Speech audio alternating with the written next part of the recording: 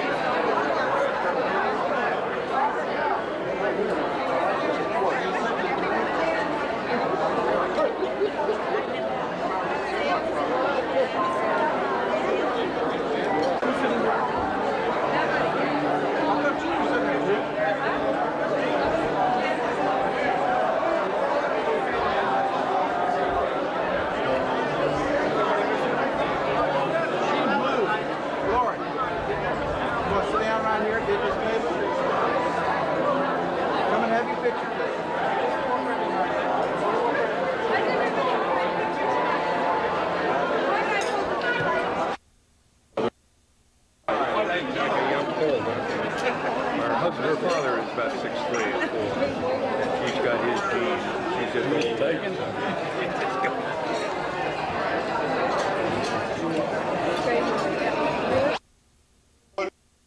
Be a part of this, only that he could be here, and maybe he is. Do you feel his presence? I am delighted to be able to spend a few minutes with you.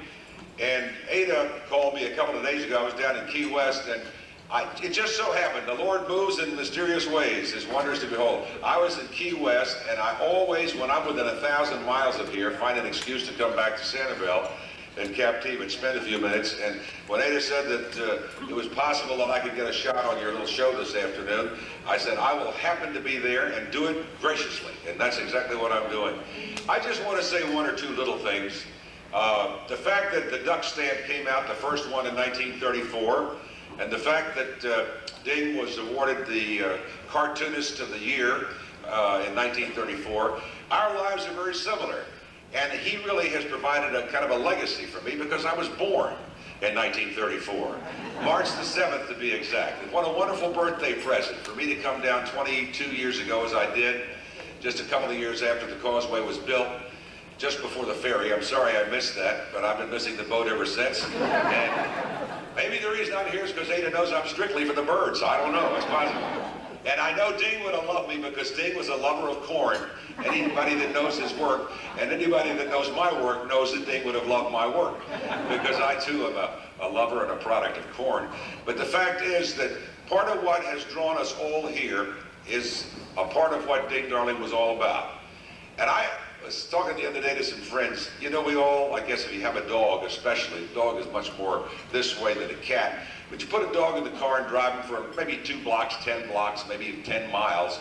But as soon as you come around a certain corner, a certain turn, a certain place, about 2 blocks from home, all of a sudden, he could be dead to the world, but all of a sudden, and the tail starts to wag, and he gets all excited. I am that way when I cross that causeway. I'm not sure how much I shake my dear ear, but I do know that I'm part. There is some feeling of well-being. There's something there that makes me feel complete. It makes me feel good. I guess some say it speaks to you. We are in communion with Ding Darling when we get that feeling when we come across to this island. We can't say that we don't want any more building, and we can't say that we don't want anybody else here because we've got ours, and now it's time for us to close the doors, because this is going to be here for a long time. And thanks to Ding and people like him over the decades, and even more so in this country today, people are aware of what and how important it is to save the open spaces, and what a legacy he left. The Sanibel that we love and adore and honor today is a lot to do with Ding Darling and the legacy he left us. I say in closing, the greatest 2 words in the English language, in closing, I say in closing one thing that I've learned. I want to be a part of something eternal. I think my soul has been taken care of because I'm a fairly spiritual man. But we all like to belong to something that's ongoing and doesn't. We've all had fads and been a part of certain automobiles. We've been a part of country clubs. We've seen them go up and down. We've all been a part of certain neighborhoods. We've seen maybe go after 50, 75 years. We all desperately want to belong to something that lasts. Something, if you excuse the expression, is a little bit eternal, not just heaven. And you know something? Dick Darling was that way too. I don't know the man, never met him, but I know because of the results of his work. When you love and take care of little children, you are part of something that's eternal. When you look after older people, and all of us considering the alternatives will be older people one of these days, you do something eternal. When you save the land, when you save a bird, when you save an alligator, when you take care of the nature around you, you are part of something eternal. God bless and happy 50th.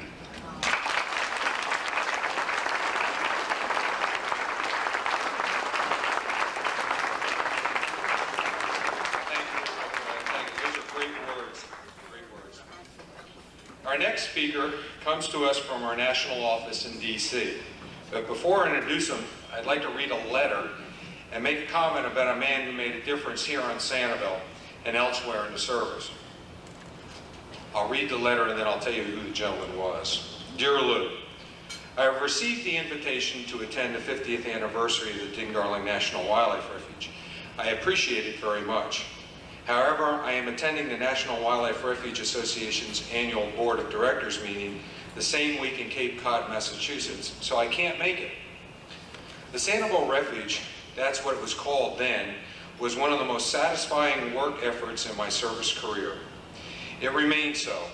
Back in the mid-1960s, though the refuge was established 20 years before, all it comprised was some 400 acres of public domain land reserved by a presidential proclamation in 1940. However, the lands north of Periwinkle Drive were fraudulently surveyed in the 1870s by a one Horatio Algier Jenkins, as I recall him, of the General Lands Office, so we could not locate the 400 acres. They were interspersed among the swamp and overflow grant lands of the state of Florida. It's difficult to manage lands you can't find. So thought was given to giving up Sanibel as a refuge. The Division of Realty was given the challenge of coming up with a solution or a dissolution. We accepted it. It was put in my hands, and we eventually came up with the idea of a land exchange with the state. They couldn't locate their land either. After a great deal of work and negotiation, we gave them Ancelot Key and some 369 acres of St. Mark's Refuge, and the state gave us all the land and water bottoms between the township lines, one of those so-called win-win things. I get a bit nostalgic when I think back on the service folks who helped greatly on getting this refuge really going. Larry Givens, Bill Towns, Bob Lyons, Rudy Rudolph, and Tommy Woods. John Gottschalk, as director, helped a good deal. I put in time, ideas, and efforts. On a local scene, Roy Brazier was a big person in our efforts. And I suppose we ought to give some credit to that 19th century fraud, Horatio Algier Jenkins. For if he had not screwed up in a GLO survey, and therefore land titles were in the wetlands area north of Periwinkle Drive for almost 100 years, I'm sure much of the refuge area would have been sold, filled in, and developed before we could have worked out the exchange with the state.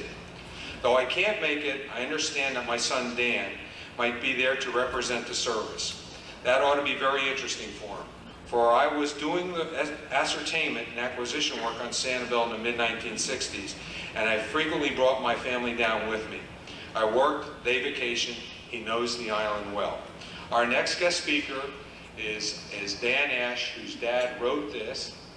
Dan Ash went on from Region 4 to become the Deputy Regional Director of Region 5, and it gives me good pleasure and a bit of nostalgia to think back, because that he had a big effect on my life when I was in Region 5. He's a wonderful man, and he stuck by refuge managers to the point where it became very nasty, but he knew refuge managers and the work they were doing were right, and he stuck by us. And that man in his letter and his son being here deserves a round of credit and applause.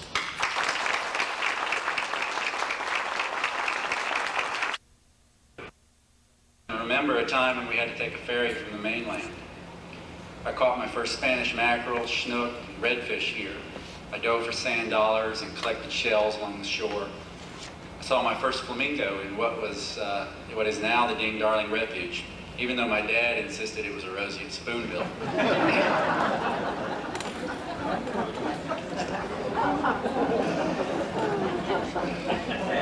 We came here so often, in fact, that the owners of the Jolly Roger Motel used to send us Christmas cards.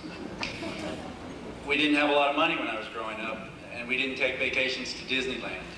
But we followed my dad to places like Blackbeard's Island, Georgia, Okefenokee, Big Pine Key, and Sanibel.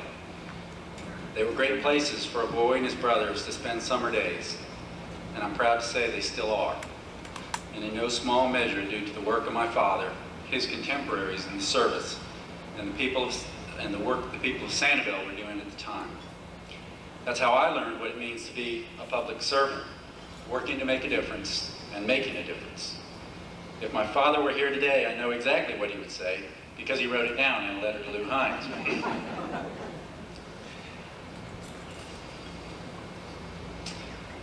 In my capacity as assistant director, I look around this room and I think this is about as good as it gets. A community working alongside our refuge staff to help keep a special place special.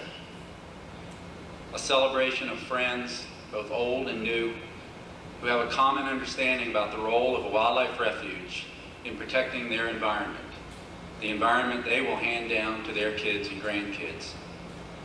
But cast your mind's eye for a moment to other special places, and imagine not Lou Hinds, but the managers at Malheur in Oregon, or Gray's Lake Refuge in Idaho, or Tule Lake in California, or Tishomingo in Oklahoma, or Felsenthal in Arkansas. Places where this type of celebration would be impossible.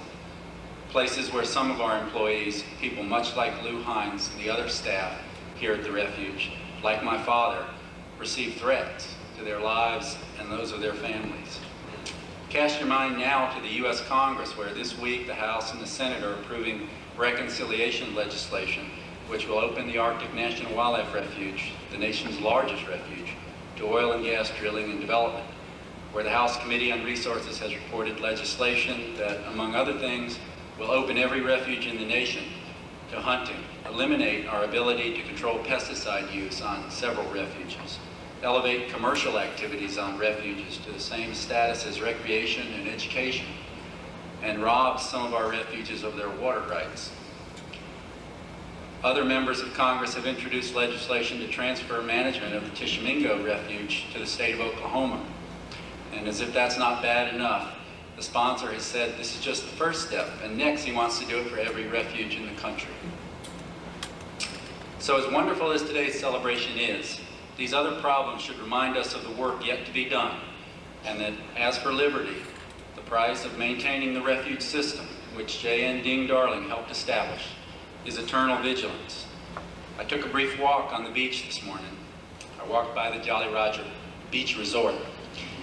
It's different than I remember, but the differences are mostly cosmetic. In my mind, I could see a young boy and his brothers with a stringer full of mackerel and a bucket full of whelks and sand dollars and flotsam, waiting for their dad to come back from work. I'm proud of that work, that the Fish and Wildlife Service, with the help of dedicated people like my father, and with the support of a strong and concerned community, have helped keep this special place special. And I'm happy to be here today to help you celebrate the fruits of that labor.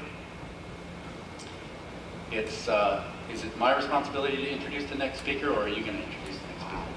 All right.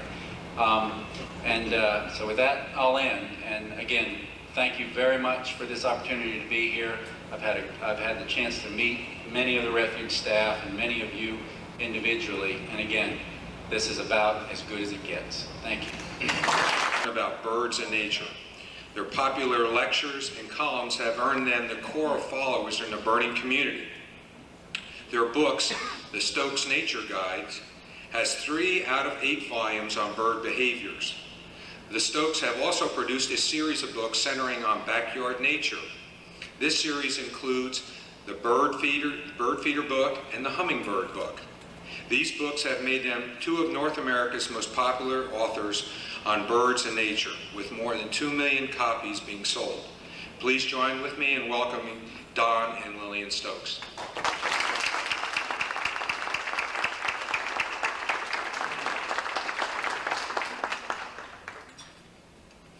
Hi, I'm Don Stokes. And I'm Lillian Stokes, just in case there was any confusion. I can't tell you how happy we are to be here today. You're right, this is as good as it gets. You people are wonderful. You do a fantastic job. We're all really, really lucky to have the Ding Darling Wildlife Refuge be the fabulous place that it is, and it has meant so much to so many millions of people, including ourselves. Don and I have come to Sanibel at various times in our lives, but never stayed more than a week.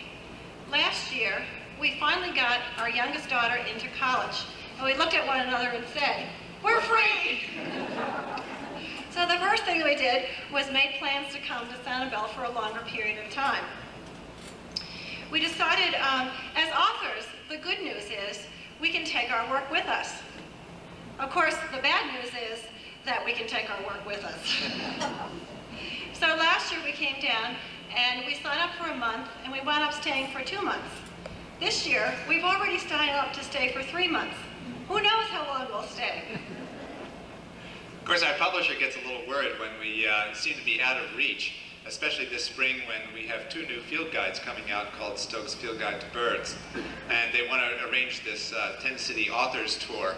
But as we say, well, we're only a phone and a fax away. And now that they know that we're going to be down here for 3 months and how beautiful it is, they're all scrambling around trying to arrange meetings that they have to come down here and stay with us and meet us face to face. Speaking of our daughter, she just got home from college just last week, and just the day before she got home, our septic system failed. Of course, that was much more of a problem for her than it was for us, because she uses 75% of our water. But the real tragedy was she couldn't do any of the laundry she brought home from college. Why else come home than be able to get your laundry done? Except maybe money. So what we did was, being the understanding parents we are, we sent her home with her laundry and a roll of quarters. We're very excited to be here today, and we're going to touch on 4 different things as we talk. The first is we'd like to mention some things about what makes Ding Darling Wildlife Sanctuary so special. The second thing we'd like to talk about is the growth of bird watching today in the United States. Third, we'd like to touch on the state of conservation today.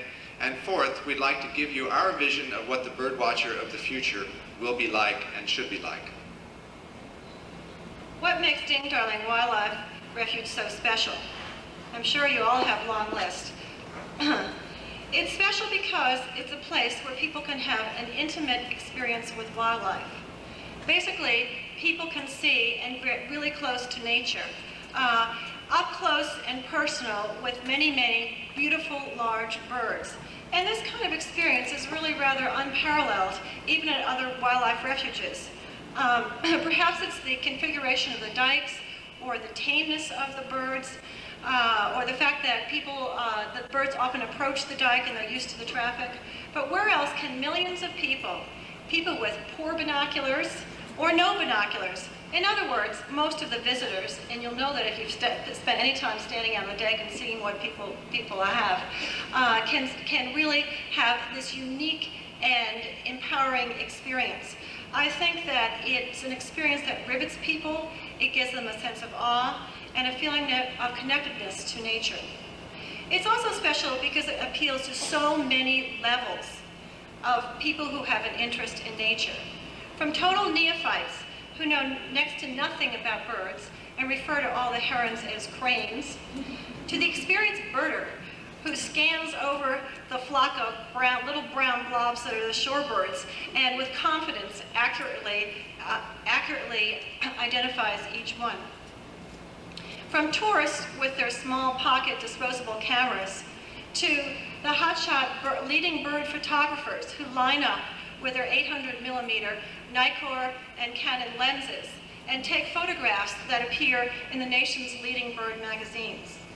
It's special for the school kids who come by the busloads and burst forth over the dikes, gripping handouts from their teachers, assignments to find such and such a bird. They gasp when they see the beautiful herons and egrets up close.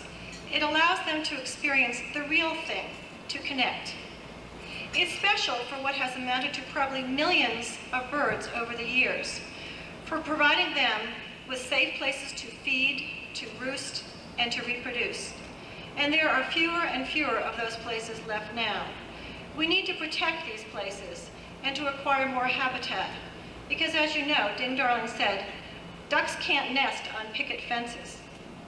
It's special because of the superb and helpful staff and volunteers who with knowledge and patience educate the visitors. And it's special because of the support it receives from the outstanding Ding Darling Wildlife Society. It's special because of the spirit of conservation and appreciation for wildlife that emanates from the refuge and is carried over onto the community of Sanibel Island. It becomes evident in the sign as you enter the island. Welcome to our Wildlife Sanctuary Island. Also, the different kinds of brochures that they give to renters and vacationers that educate them on how to respect wildlife, and also the beaches that are not cleaned up and that provide food for many of the willets, black-bellied plovers, and sanderlings. And lastly, it is very special for us, Don and I, and has become a rich part of our experience with wildlife. Last year, for 2 months, we drove through almost every day, and sometimes more than once a day. We enjoyed the ever-changing kaleidoscope of birds. We never knew what surprise we would find. Perhaps a feeding frenzy of snowy egrets, great egrets, little blue herons, or the thrill of the white pelicans finally landing close to the dike. Or the day the peregrines flew overhead, spooking the shorebird. Or the evenings we spent as some of the last visitors, watching the flocks of white ibis, little blue herons, tricolored herons, snowy egrets, each take its reserved seat in the roosting spots in the mangroves. The sunsets from the tower, where the sky matched the color of the roseate spoonbills, were the best in Sanibel. All these things make Ding Darling special. Ding Darling. He spent a great deal of time with him both as a child and as an adult. Much of the time was here on the island, all BC, which means, of course, before the causeway. He flew 25 years as an airline pilot with Pan American World Airways, flying the Boeing 727, 707, and 747. He also worked in management with Pan Am as a management of their flight standards and Flying Pacific. He helped with the establishment of the Ding Darling Wildlife Society and now serves as an advisor to the board of the society. And he is an active member in the new Visitor Center Committee. Finally, he is a trustee of the J.N. Ding Darling Foundation and since its inception in 1962, and the president of the board since 1982. Ladies and gentlemen, let's give a warm welcome to Kip Koss.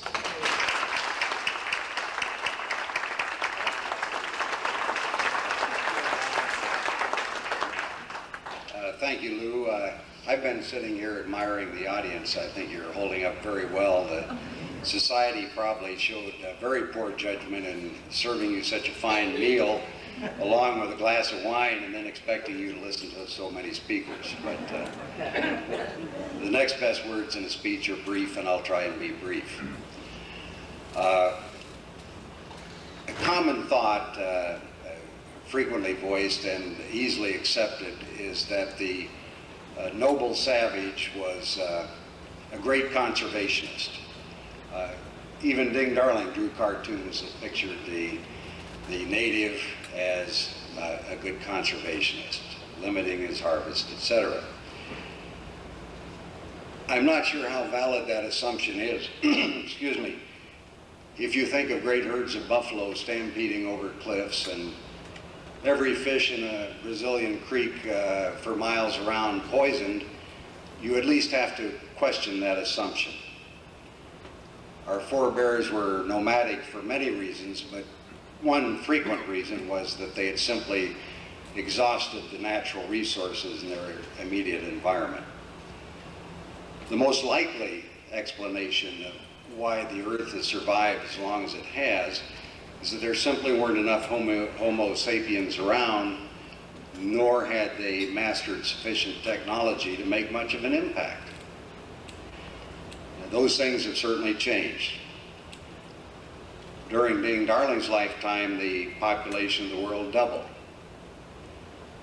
During his children's lifetime, the population of the world doubled. We're still working on the next generation, but since I was born, it's about doubled again. Not only has the population increased, but our ability to wreak havoc per capita has increased greatly. We've pursued the proliferation, our reproductive abilities, and our technological abilities with gusto. Ding Darling was an artist who had the artist's keen eye for observation, and he was a hunter who had the hunter's awareness of terrain. It was early, or I should say, I was going to say early in this century, it was actually late in the last century that the Ding Darling began to notice the havoc that the increased population and increased technology were wreaking on the environment. He had a wonderful podium to speak from. Back before television, he was syndicated in over 150 newspapers across the country. His thinking, his cartoons had a great impact, and he used that podium to teach conservation. Personally, he had his own program. He was very active in the state of Iowa with the Iowa Conservation Commission, responsible for a 25-year plan that's still used as a model by conservation organizations in this country. When he was asked to go to Washington, he accomplished many things. He was led the effort to form the National Wildlife Federation, and he was its first president. He conceived and orchestrated an effort that is referred to as the Wildlife Cooperative Research Unit, which was established at our land-grant colleges across the country to teach young men and women the disciplines that would be necessary to be good conservationists, and to develop sufficient information, knowledge, to make good conservation decisions. Most importantly, I think, I'm not exactly an objective viewer of this, but most importantly, he imprinted his leadership on a little-known organization, the U.S. Biological Survey, which went on to become the U.S. Fish and Wildlife Service. He's already been quoted today, ducks can't nest on a picket fence. And Darling was pretty colorful with the spoken word as well as with his pen. He said as one of his highest priorities, the National Wildlife Refuge System, and he hired a young man named J.C. Sawyer who had worked with him on the 25-year plan back in Iowa. Sawyer had just graduated then from college, and he was a young biologist, and Darling was always one to recognize people who were talented and to bring them along. He brought Sawyer back to Washington. Sawyer became assistant director. I'm not sure about some of the titles, Lou, but essentially assistant director for refuges. And during his career, which lasted the next 30 years, the refuge system grew to 270 refuges and 29 million acres of habitat. While Sawyer was out inventorying the refuge system and refuges to be, Darling guided the Migratory Bird Hunting Stamp Act through Congress. I'm preaching to the choir here. You all know these things. I'll be brief about it. A terribly important program for preserving habitat. I ran across a speech of Darling's, several speeches, just a few days ago. They were written back in the 30s, and I read through them. I think people spoke longer in those days. Some of them were pretty long, but they were incredibly accurate speeches and very direct, hard-hitting. I picked just a few words, a few sentences out from some of these speeches that were written a better part of a half century ago. I quote, "We have as a nation specialized in exploitation. Conservation is the reverse of exploitation. Unless we begin soon to counteract exploitation, we shall soon find ourselves at the bottom of an empty barrel, looking out through the bunghole at our departed standards of living. I clipped just one sentence from one of the speeches here. Where natural resources failed, civilizations died. And one other that I enjoyed particularly, to continue to believe that America is not on the road to impoverishment through the waste, consumption, and exploitation of its resources is as blind to the facts as the ancient belief that the sun revolves around the earth. In other of the speeches from the 30s, Darling explored the relationship between depletion of natural resources, social upheaval, and war. To Darling, this relationship was just as clear as perhaps me standing here. With this population that's doubling with each passing generation, and a voracious appetite for consumption of resources, our National Wildlife Refuge system are really a vital resource of this country. This anniversary marks the accomplishment of many people, some of whom are here with us today and some who are not. And names come to my mind, like Teddy Roosevelt, Paul Krugel, Bing Darling, J.C. Sawyer, Tommy Wood, Charles LaBeouf, Ron Haidt, Lou Hinds, Bud Reichman, and women like Marilyn Kloosterman and Molly Cribble. Many, many others who have made these fine contributions. May their descendants live to see the 100th. Thank you. It sounds like really the world is coming to an end. But truly, folks, it's not. The sun will rise tomorrow. But thank you, Kip. Those are enlightening words, and we appreciate it so very much. It's funny to see that the words of Bing 50 years ago are still so true today. We are an enlightened country, and I know things will only continue to get better. Our next speaker served 32 years with the Fish and Wildlife Service as a biologist, and most of his career he was assigned to the J.N. Ding Darling National Wildlife Refuge. He retired from the service in 1990. He was an environmental activist during his tour of duty and also served his community in many ways. Those were the last resident to live in the lighthouse. He was the last lighthouse keeper. An early Sanibel Captiva Scoutmaster, president of the local Audubon Society chapter, a member of the Ding Darling Memorial Committee, a founder and life member of the Sanibel Captiva Conservation Foundation, a member of the Sanibel's original City Council. Now we're going back a ways here now, Charles. The Sanibel City Council, serving 2 terms. He was a Florida pioneer in marine turtle conservation and is today internationally recognized as an authority on biology of the loggerhead sea turtle. He remains a Sanibel resident and with his wife Jean owns and operates the Sanibel Sign Service and Cabbage Patch Nursery near Naples. Let's give a warm welcome to Charles LaBeouf, a past employee and neat guy.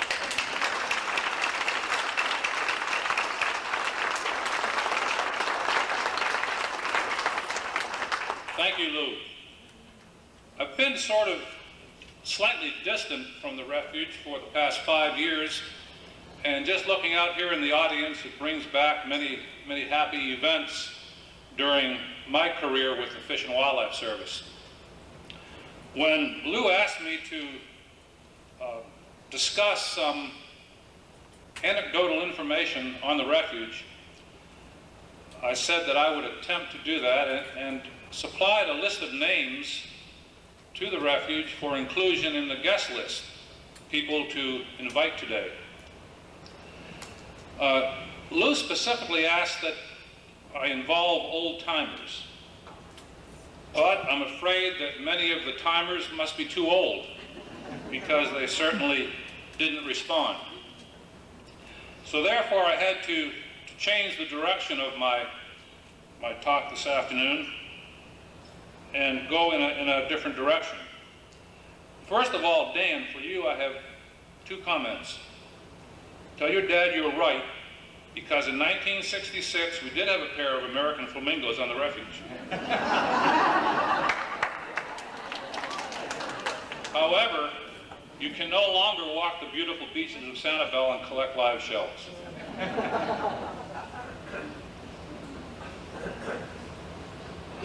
Not giving away my age, I was 9 years old when Sanibel National Wildlife Refuge was created by President Truman. When I first came to Sanibel to explore the island, the refuge was only 7 years old. When I came here permanently as the #2 position on the refuge was only 13 years old and under the management of the first refuge manager, W.D. Tommy Wood.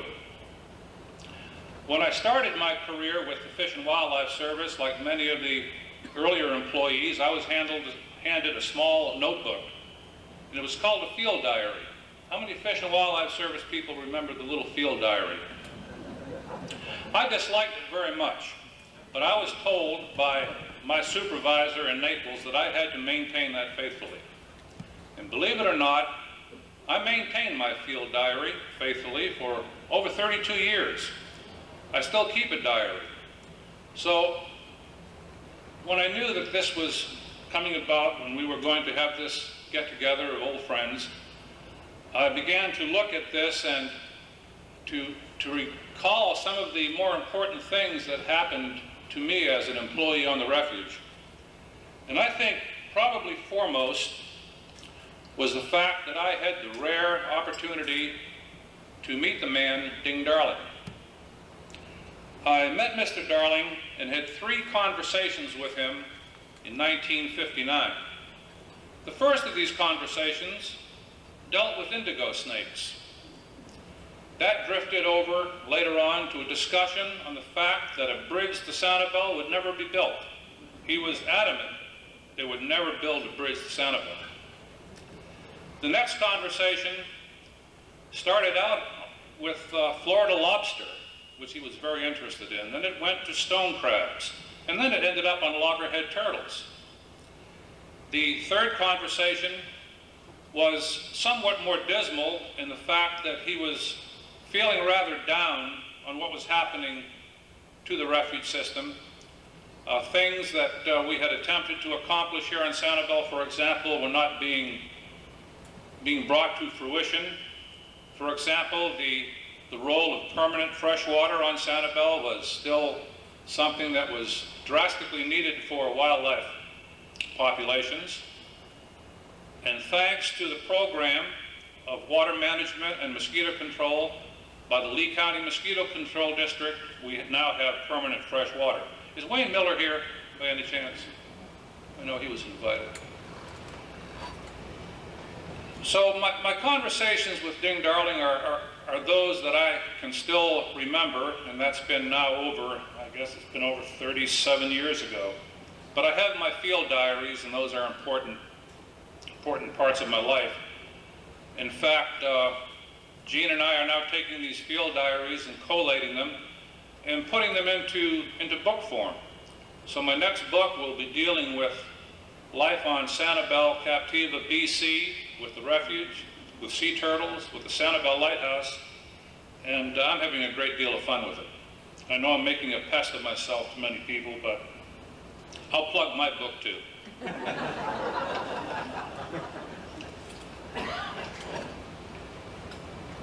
We shouldn't forget or lose track that the establishment of the Sanibel National Wildlife Refuge was not just that of the people of Sanibel. Captiva residents had a great deal to do with it. It was a joint effort between Captiva and Sanibel. The I think the old Lee County Refuge Commission that was established back in the 30s to support the idea for eventual nationalism of the state sanctuaries here in the island, I think it was overweighed with Captiva residents as opposed to Sanibel residents. So by all means, let's not lose sight of the fact that Captiva was very important in establishment of the refuge. After the death of Mr. Darling in 1962, it really shocked the local conservation ethic, and a group of people, again made up of several residents from Captiva, banded together to form the Ding Darling Memorial Committee, of which I assisted for several years. We, at that time, hoped to produce a fitting memorial in remembrance of the man Ding Darling, so the program to establish that fitting memorial started in the early 60s. Later on, the Ding Darling Memorial Committee would become the Sanibel Captiva Conservation Foundation, which we all know is still very active in the community of Sanibel Captiva and also nearby areas.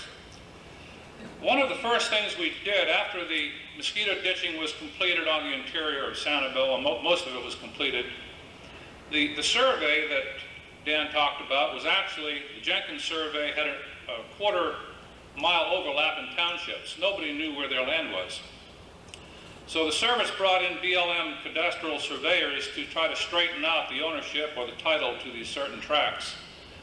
And a BLM surveyor one day came to the lighthouse and said he found an interesting thing, that there was an easement, a public easement just to the east of the Sanibel School, or the Sanibel School property.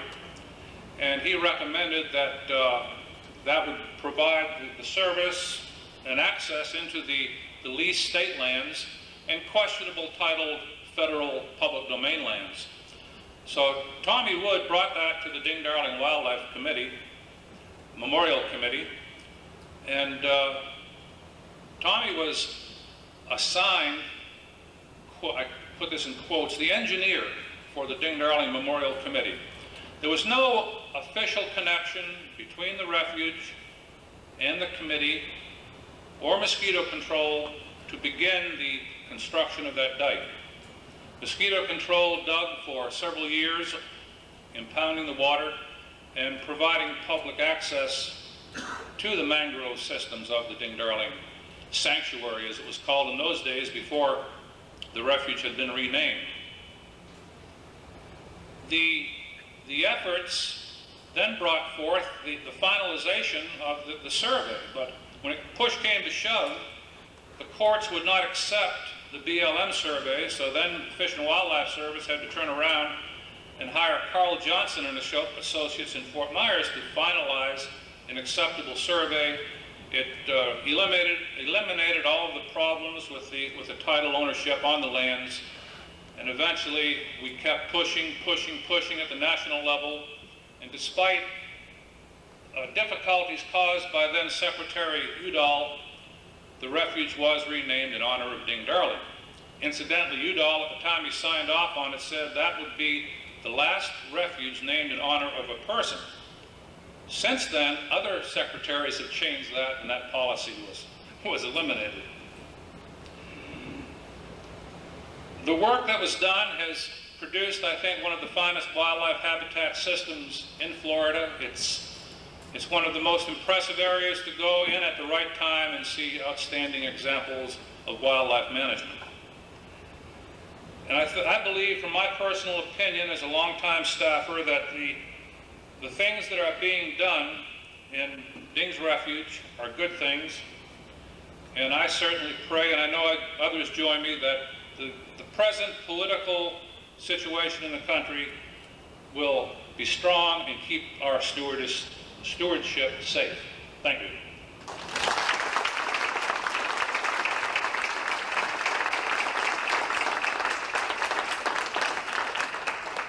Thank you, Charles. Our next speaker is well known to all of us. She is presently serving as a president of the Ding Darling Wildlife Society, having served on the board for many years. I am proud to call her my friend. Please help me in welcoming Marilyn Kloosterman.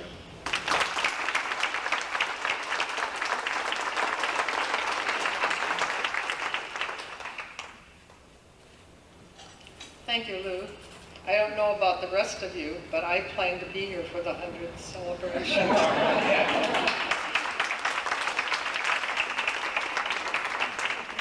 The board of the Ding-Darling Wildlife Society extends a warm welcome to all of you. Thank you for coming to help us celebrate this momentous occasion. The Society is a cooperating association with the Refuge, and our main mission is to raise funds through memberships, book sales, and contributions to help fund some of the projects for which the government does not have the money. While the Society has been around for only 13 of these 50 years, and I'm delighted to see 3 of our original board members, Bud Reichman, our first president,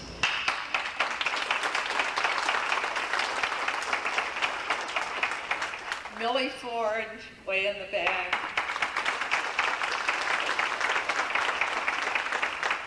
and Reed Toomey.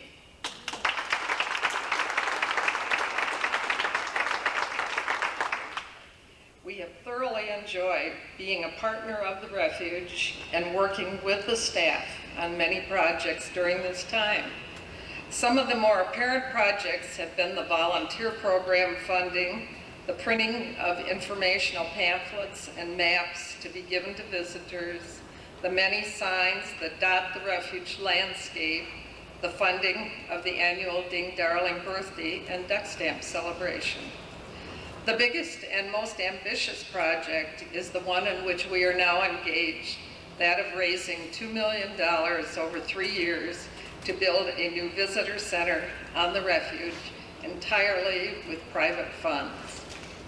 We are thankful for our many friends and supporters, not only on Sanibel, but all over the country and also abroad, who are helping us to achieve this lofty goal.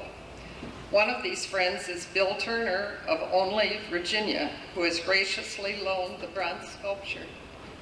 Okay, right in front of me here. And this is going to be displayed at the Visitor Center to highlight our fundraising campaign. It's a beautiful sculpture. He has also agreed to donate a percentage of his sales, plus he is giving us artwork for the art auction to be held next February 26th. Mark your calendars. Another friend is Jim Sprankle, whose duck carvings are displayed at the luncheon today in the other room, and who has generously agreed to give a percentage of the profits from his sales to the campaign. We give a thanks to Jim, and his wife is representing him here today.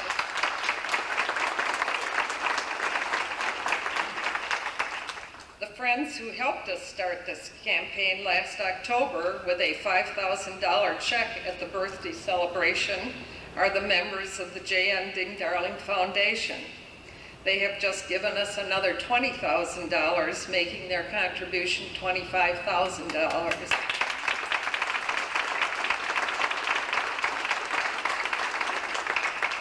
I would like to recognize the president of that board, Kip Koss. Kip. And I understand that some of the members of his board are also in the audience today. Welcome. Kip and his wife, Andrea, have also given us a generous donation, so they have been big supporters of ours. Thanks.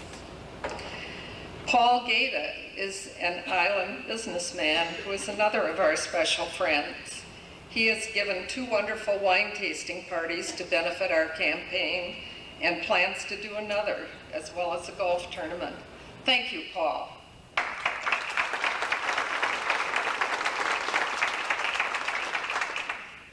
I'm now going to call on Gene Steele, who is our fundraising chairman, for a few words. Gene?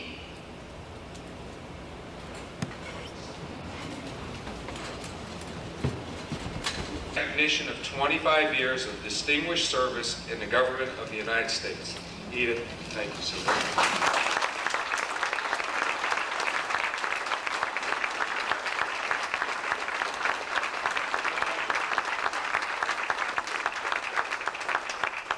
Well, I'm overwhelmed.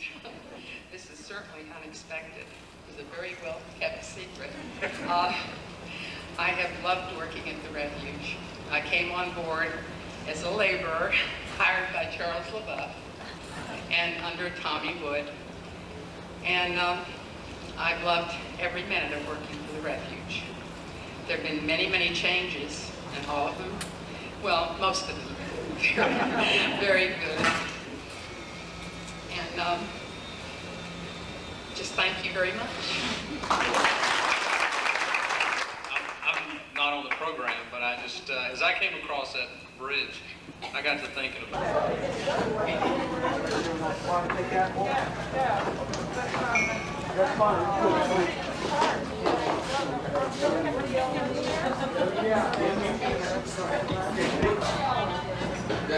She's our main The other guy, we have 4, and the rest of them. I love this display right here. If they go out to do a checklist, people drive to make sure they're paid, they all.